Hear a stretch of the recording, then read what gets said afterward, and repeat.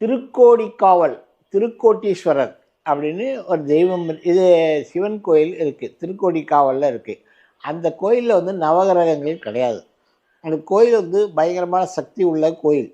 இப்போது ஒரு கோயில் வந்து சக்தி உள்ள கோயிலா இல்லையான்னு சொன்னோம்னா, அந்த கோயிலுக்கு பக்கத்தில் இருக்கிற ஆறு வந்து அது நேராக போகிற டைரக்ஷன்லேருந்து திரும்பும்.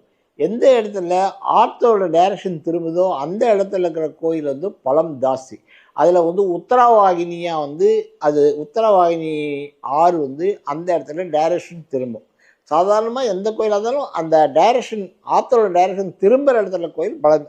அந்த கோயிலில் போயிட்டு அபிஷேகம், அர்ச்சனை, ஆராதனை, அன்னதானம், வஸ்திரதானம் இதை பண்ணிங்கன்னா உங்களுக்கு உடனே போகும். இதை எப்படின்னா உங்களுடைய ஜென்ம நட்சத்திரத்தில் பண்ணிங்கன்னா உங்களுடைய எண்மாந்திர தோஷங்கள் அனைத்தும் நிவர்த்தியாகும்.